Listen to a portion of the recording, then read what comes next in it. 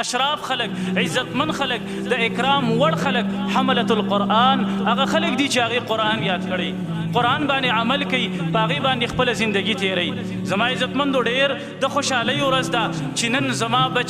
زما بچی د الله رب العزت د کتاب د پوهې په وجه باندې هغې ته یو سرټیفیکیټ میلاویږي هغې ته یو سند میلاویږي هغې ته یو ډیګري میلاویږي یقینا چې د دې سند نه د دې ډیګرۍ نه د دې اعزاز نه یو لوی اعزاز په دې دنیا کې نشته خلک خو د دنیا په ډیګریانو باندې خوشحالیږي د دنیا په سرټیفیکیټونو باندې خوشحالیږي لیکن دغه د دنیا ډیګرې دا د یو وخت پورې دا د دې زندګۍ پورې صرف تړلی شوي دا هغه ډیګري ده دا هغه سند دی دا هغه اعزاز دی چې دا به په دنیا کې هم دې انسان له عزت ورکوي او په آخرت کې به هم عزت ورکوي عزت به ولې نه زما عزتمندو الله تبارک وتعالی په خپله قرآن مجید کې فرمایي یرفع الله الذین آمنوا منکم والذین اوتوا العلم درجات الله رب العزت مؤمنانو له درجې په دې دنیا کې ورکړي دي لیکن په دې مؤمنانو کې هغه خلک چې الله رب العزت علمونه ورکړي دي الله رب العزت په دې ټولو کې په اوچتو درجو باندې هغه فایز کړي دي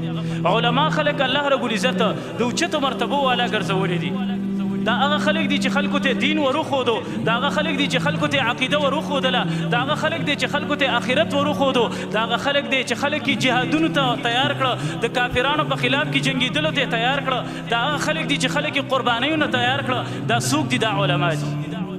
زما عزتمندو کو علما نه وي د الله رب العزت په دین باندې پوهه خلک نه وي دا معاشره به خرابه شوې وي دا معاشره به د ګمراهۍ سره مخامخ شوي وي دا به د بېدینۍ سره مخامخ شوي وي د دې وجې نه په دنیا کې د علم زده کولو نه بهترین او لوی عمل بل نشته حدیث رسول الله صلی الله علیه وسلم فرمایلی دي من یرید الله به خیرا یفقهه فی الدین کوم انسان ته چې الله رب العزت د خیر اراده وکړي الله په دین کې هغې له پوهه ورکړي د دې نه بهترین انسان بل نشته دی چې کوم انسان د الله رب العزت په دین باندې ځان پوهه کړي دا وجه ده چې کله علما ختمیږي دینی مدارس ختمیږي او دارنګې د علم سره تعلق ختمیږي ورځ په ورځ خلک نااهله کیږي ورځ په ورځ په خلکو کې ګناهونه زیاتیږي ورځ په ورځ باندې خلک ګمراه کیږي ورځ په ورځ خلک د غرب نه متاثره کیږي جهالت په دې خلکو کې عامیږي بېدیني په خلکو کې عامیږي چې کله د خلکو نه علم هغه لاړ شي ورک شي رسول الله صلی الله علیه وسلم ځکه فرمایلی دي دا علم الله رب العزت د دې خلکو نه به اخلي داسې یو وخت به راشي لیکن قبض د علم ان الله لا يقبض العلم انتزاعا الله رب العزت دا علم داسې د دې خلکو نه ناخلي چې د خلکو د زړونو نه وباسي یو عالم وي بس هغه د زړه نه علم وځي هغه جاهل شي نه داسې الله رب العزت علم ناخلي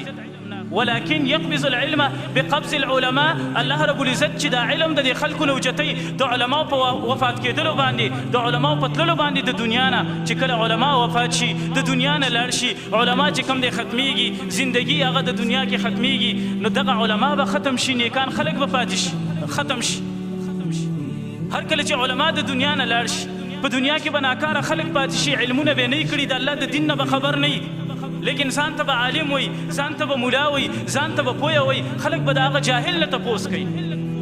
چې څوک ځان ته ملا وي ځان ته عالم وي لیکن هېڅ علم به نه کړی جاهل وي خلک به قدر او عزت کوي خلک به ترې تپوسونه کوي لیکن هغه به ورله فتوې ورکوي داسې به نه وي چې زه پرې نه پوهېږم لکه د هغې مرتبه ښکته کېږي هغه ځان ته ډېر اوچت عالم وي ځان ته ډېر پوهه وي لیکن په ټکي به نه پوهېږي څوک چې ترې تپوس وکړي هغه به ورله جواب ورکړي لیکن غلط جواب به ورله ورکړي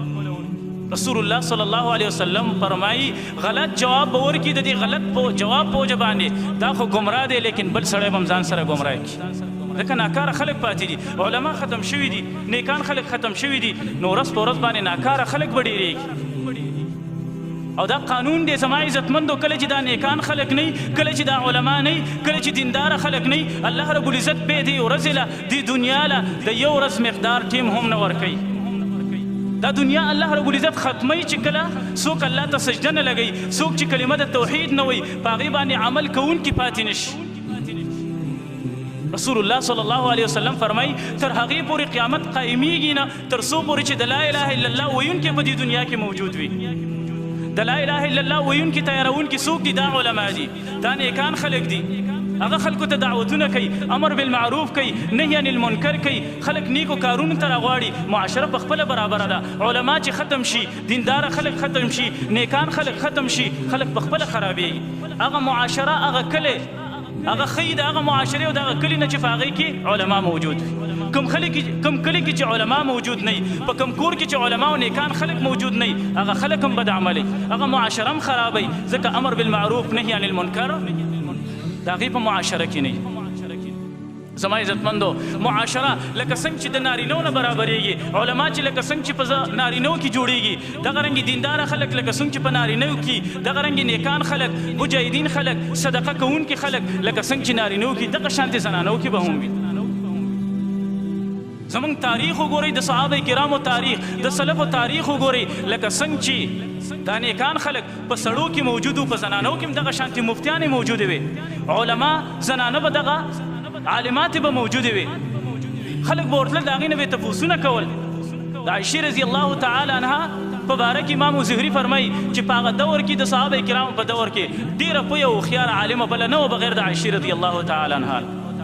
صحابه کرام به په بعضو مسلو کې د هغې نه تپوسونه کول. د ام حسان رضی الله تعالی عنها په باره کې راځي،